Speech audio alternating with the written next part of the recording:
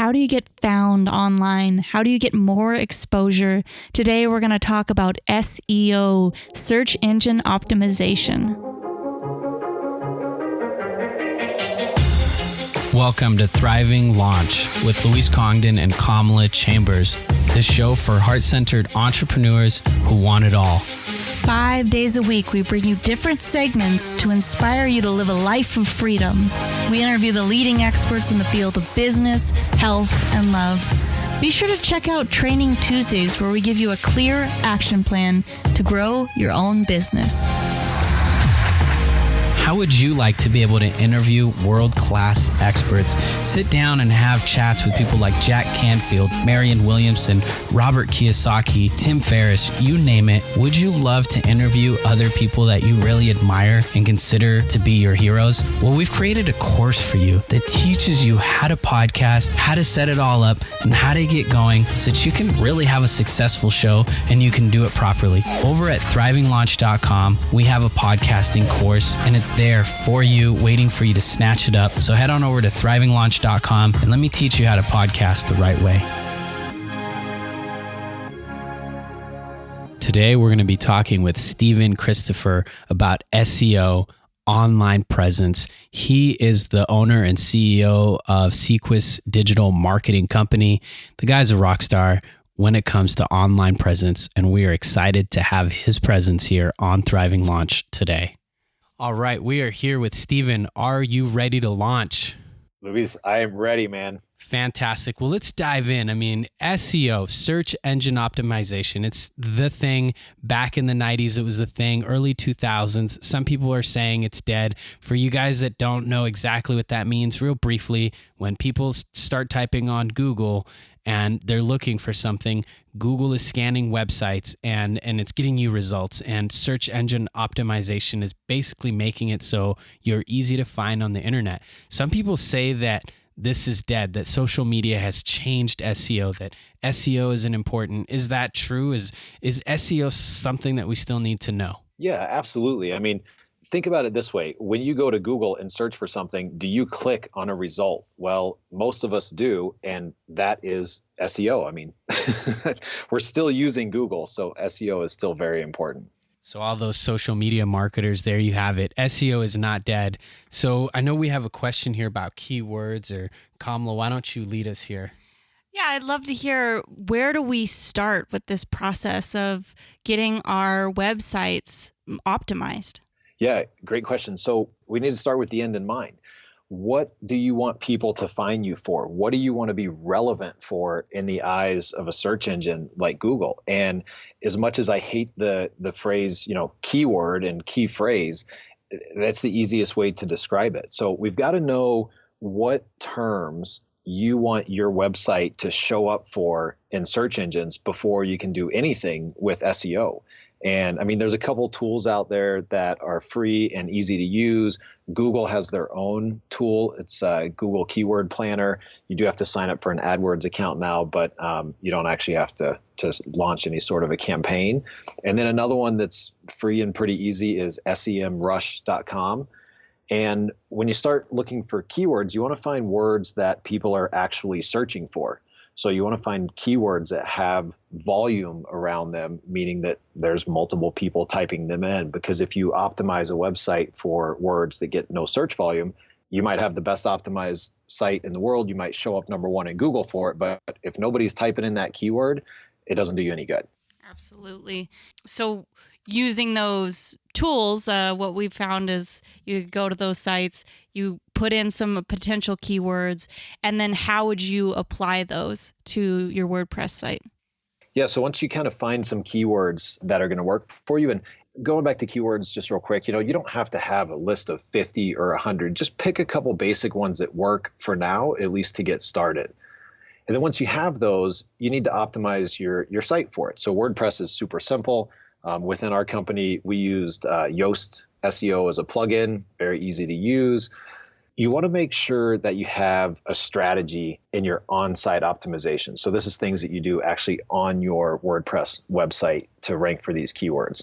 one of the biggest mistakes we see people doing is they'll take these, let's just say that somebody has 5 main keywords that they're using. Well, they'll take those 5 keywords and they'll put them within like the SEO plugin. They'll put them as their meta description, their meta keywords, their meta title, and then they'll use them all throughout the content and the text on their website. Like, we've all been to those websites. It's just like sprayed with those keywords everywhere, also known as keyword stuffing.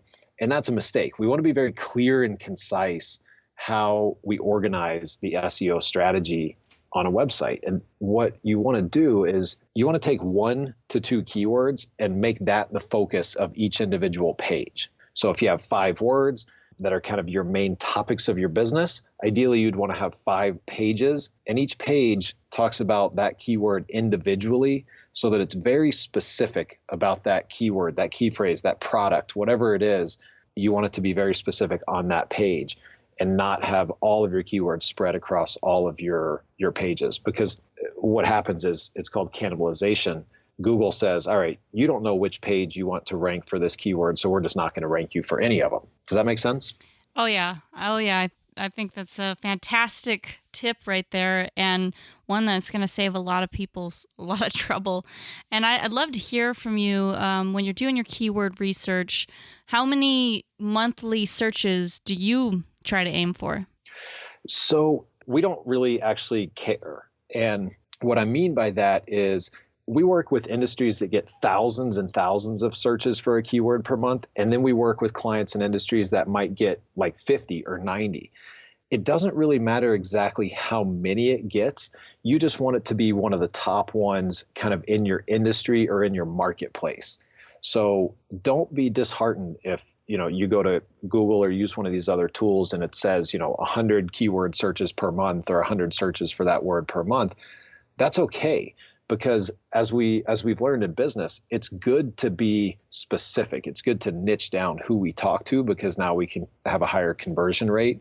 Just make sure it has some form of search volume. And if you're not lucking out on the main keywords that you would search for your business, start looking at phrases like, what are the problems that you're solving for people? So as opposed to, I don't know, an example of like weight loss pills, you would maybe want to rank for a word that's like how to lose weight. So just think about that when you're doing your keyword research, not so much on the specific volume of searches per month. Yeah. Is there any volume that's too high to aim for, though? It depends on your budget and how much time you have. So nothing is out of reach, but if you have limited time and limited budget, it's going to be more about the competitiveness of the keyword, which will show up in the Google Keyword Planner, than the actual search volume. Because you might get a word that gets 1,000 searches per month, but is relatively low in competition. And then you might have a keyword that gets 100 searches a month and is extremely high in competition. So when you use a service like Google Keyword Planner tool or even SEMrush, it'll tell you how competitive that word is. And a lot of times it'll tell you how competitive it is based on the estimated bid price of that keyword if you were purchasing it for like an ad word. So stick around the things that are like medium competition to low. Look for that low hanging fruit where it's going to be easier to rank for that keyword. That's awesome. I know we kind of maybe went too far into keywords, but I think it's really important. And let's talk about metadata. What is it and what do we do with it? Yeah, cool. So I kind of mentioned it a little bit talking about on-site stuff. So metadata is basically, it's these little strings of words and phrases that Google uses to technically determine what a page on a website is or what a website is about. And when you go to Google and do a search, most oftentimes the short blue description that comes up, the actual link that you would click on in a result, that's most likely the meta title. So that's what people will see. And then the 1 to 2 sentences below that is the meta description. And I say most of the time because Google will actually sometimes pull from different pieces of your content to actually display in search. So it's not always going to be exactly what your metadata is. But essentially, like I said, it's information that Google uses to determine what a page is about. So you want to make sure that it's very specific to what that page is about that you're writing it for. And you want to make sure that it's unique. So you don't want to use the same metadata on every single page for every title and every description. You want to make it very specific about, like we talked about earlier, 1 to 2 keywords per page, and be very focused about how you write that metadata. What do you mean by that? Very focused. So you want to be focused in what problem are you trying to solve for people, or what do you want people to see when they search? That's generally how you want to write your metadata. But you also want to make sure that it's focused just for that 1 or 2 keywords on the page. So back to the previous example, if you had 5 keywords that you were trying to rank your site for, you wouldn't want to put all 5 keywords in the metadata for a page. You would just want to put one of those in that very specific page. So you want to be focused on what that metadata says, and that it's in alignment with everything else that's on the page. So you want to send a clear signal to Google of exactly what that page is about, so that it knows what you want that page to rank for. That makes a lot of sense. And the next thing we want to talk about is links. I know that when I was reading some of the work of Tim Ferriss, he talked about he likes really long blog posts that are 1,500 words or more. And he requires something like a minimum of 10 links that link out to other websites. Why is the length of an article so important, and why would having links that go to other websites and ultimately even make people leave your website, why is that important? Yeah, great question. And like, so few people ever ask this. It's really cool. Google, as much as it kind of has a very big business persona now, Google kind of grew up with that hippie mentality. Like, they want everybody to win. And so Google doesn't like selfish websites. They want websites that are creating a really good user experience. So by linking within your blog article out to other sites, you're giving people that really good user experience, and you're creating a better experience for the web as a whole. And I mean, that's kind of like the 30,000 foot view of why the outbound links work. It creates a better user experience, and that's what Google wants to create within the internet. And so that's the sites that they want to show higher. As far as length of content goes, there's a couple different reasons why, like Tim, for example, wants that. One, there are statistics showing that those longer blog posts will help you rank higher, because the average person or the average website writes, short blog posts. The content generally isn't really that great. And so by writing a, 1,000, 1,200, 1,500 word blog post, you're going to stand out. You have more room to add more value. And Google's going to pick up on that. Another reason is that you're going to have a longer time on site, because people are going to stay on that site longer to read it. That sends a signal to Google that they use in their ranking algorithm to rank you higher, because now you're proving that your site is more relevant than a lot of your competition, because your readers stay on that page for longer. And then also, you're able to just write a better, higher quality piece. And so now you're going to be more likely to get people to actually link back to your article as a resource or a reference when you have a much more well-rounded, well-written, longer article. I absolutely love that. One thing that we do to make it easier to get those articles out is we have our podcast episodes transcribed, which creates a lot of information for a website, so we don't have to sit down and write all that stuff out ourselves. But it also makes it really easy for the listener. For you guys, if you head on over to thrivinglaunch.com, you can read this whole thing, so that you can, if you're somebody that learns in an auditory way, you're learning by listening. If you're somebody that learns better, if you have the input of writing and can track it, you can do that, and you can go to the website. And as well as then we backlink to all the different resources. So everything we've talked about today is all over at Thriving Launch. And the reason we do that is, one, because of the SEO purposes, but two, we do it because we want you to come to our website, have an awesome experience, and be able to find everything you need neatly wrapped up within our website. I love that. I mean, marketing, that could be a whole different topic, but I love that you talked about, the way that people learn, right? We have auditory people that want to hear it. We have kinesthetic people that want to feel it, and all the different ways that we can communicate with those people. And a lot of people don't pay attention to that. Yeah, this is so great. I love how clear you're laying this out for us.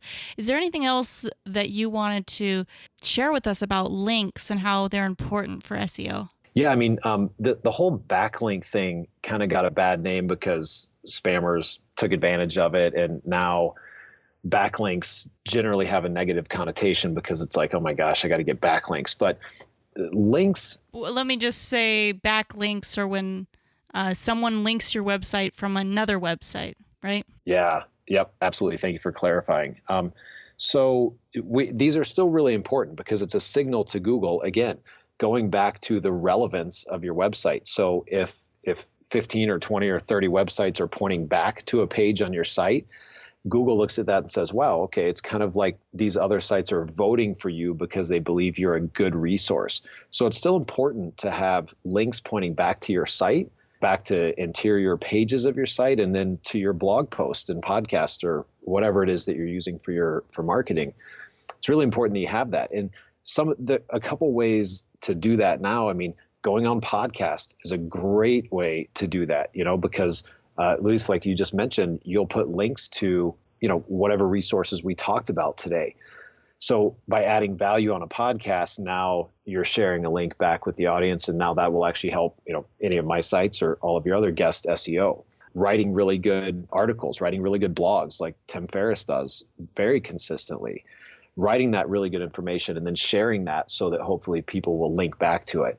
But get creative in the way that you look for it, and just find ways to really create valuable content that people will want to link to as a resource. So don't think of it as, okay, I'm going to write this little thing just so I can get a bunch of links. Think, I'm going to write something or create something of massive value, and then now I'm going to share it with people, and the links will kind of happen somewhat naturally. I just have a quick question about that. Is there the best way to use those links? Can you do they need to be embedded like within a sentence and then hyperlink it out? I'd just love to hear about linking practice. Yeah, I mean, linking practice is you take what you can get. So anything is better than nothing at all. If you write an article and they say, okay, we'll only allow you to link to your website in the author comments, great, take it. That's still very valuable. If you can get a blog post written that has 2 or 3 links that are actually words, we call it anchor text. So, you write an article on, whatever, weight loss. And then within the article, when you use the word weight loss, that's a link back to that page on your site. That's the most ideal situation. So if you can get it to be a link as the primary keyword that you're focused on, but only if that page is truly about whatever that keyword is, because it goes back to creating a good user experience. So Google will know if you're trying to trick the system. But ideally, yeah, you would want the link to be within the content of an article. You would want it to be the word that's relevant for the user, and hopefully also one of your primary keywords you're focused on. But again, like I said, take what you can get right now, because people aren't giving out links like they used to. No, I was just curious about social signals and social media, because I do a lot of stuff on social media. One of the websites that I absolutely love, and I think that if you're listening, I really encourage you to check out this website. It's Quora. It ranks really high in the Lexis ranking, but I've heard this thing about links when you post them inside of social media. They don't really count that well. They don't really do that great. And then there's something about social signals. So I'm not sure how all of that plays together, but I'm curious about all of that. Yeah, awesome. So social signals, I like to think of SEO kind of like high school. When you're in high school, if you're hanging out with that one kind of really different guy or girl that hangs out behind the school and, whatever, smokes cigarettes, kind of all alone, and nobody really knows who they are, if that's who you're hanging out with, then nobody's really going to know who you are either. But if you're hanging out with all the popular kids and they all kind of give you their vote of confidence, now all of a sudden the whole school knows who you are. And that's kind of the same thing, or the way that I like to look at it when we start talking about social signals and links and all that. If you hang out with quote unquote cool people, then you naturally also become cool. And social signals operate in a very similar way. If you're on, let's just use Facebook for an example. If you're on Facebook and you have all kinds of people following you and talking about you and all this other stuff, there are some instances where Google will actually pick up on that and now trace it back to your site and give you a little bit of a bump when it comes to SEO. You also mentioned links in social, and that you were right that they don't technically count as links. But what it does do, if you have a really good social presence, and you're putting links to, let's say, a blog article on Facebook, we'll keep using that example. Now you're sending people to your site.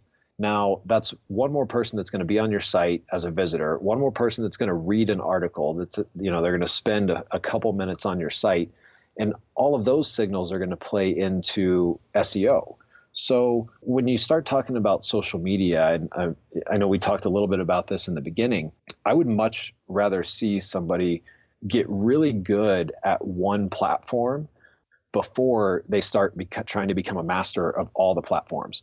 A lot of people come to us and say, how do you keep up with all the social media? And as Kamala mentioned, Luis, you're amazing at it. Guys like Gary Vee, they're amazing at it. But most of us don't have time to do all that. And so putting in effort on one social platform that we're really good at and we're actually getting traction on is going to hold a lot more weight in the eyes of search engines and social signals than if we're kind of really spread thin across a ton of platforms. And we really can't add a lot of value to other people on those networks unless we're really capable of spending a lot of time on them.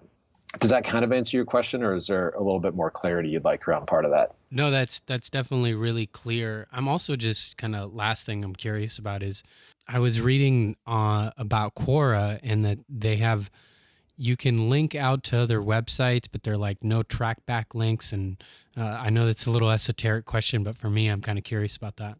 Yeah, like a follow versus a no follow link. Exactly. Cool. So basically, there's two different types of links that you can get back from another site. And there's a follow link and a no follow link. The follow link basically says, okay, this website gives you credibility, or it's endorsing you. It's saying, look, we know who this site is, and so we're giving them a follow link, like basically a vote of confidence. A no follow link says, look, we're going to link to it because it's relevant to whatever they might be saying, but we don't know anything about that site. We don't know if we trust it. We don't know if it's spam. We don't know anything about it. So we're going to give it a no follow link. And what Google does is Google will look at both of those links. And if you have a lot of follow links, you now have kind of the high school scenario. You got a lot of votes from the popular kids. So you're going to be more relevant and you're going to show up higher in search. If you have a lot of no follow links, it's kind of like, all right, well, you have a lot of links, but these sites aren't really saying that they truly trust you. So they're not going to hold near as much weight in the eyes of a search engine as a follow link would. Before we close out, is there anything else that you want to make sure that people know about SEO? Keep it basic. The biggest thing that we see with people trying to, really get a handle on their own SEO or do their own SEO is they try to do everything all at once, and just keep it basic. Get a nice little list of keywords that you're focused on. Talk about them consistently throughout your website. Focus on putting out really good, valuable information. Work on, maybe one or two ways to get links, whether it's just going on podcasts, getting links that way, working on becoming a guest blogger on a couple sites. Just keep it really, really simple and do a lot of things that add value to your potential audience. And really, a lot of the SEO portions of that will come if you stay clear, concise, focused, and simple. We've been here with Stephen Christopher, who has absolutely blown us out of the water with this SEO teachings. It's been so fantastic to have Stephen here, and thanks so much for coming on the show. I'm kind of like at a loss for words because it was just such a great interview. Awesome. Yeah. Thanks so much for having me on, guys. I really, really appreciate it.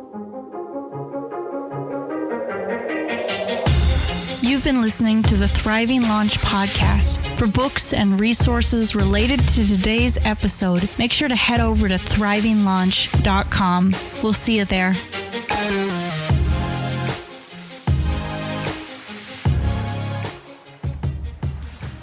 On our next episode, we're bringing on Gretchen Rubin, New York Times bestselling author and creator of The Happiness Project. Be sure to tune in to Gretchen Rubin on our next episode.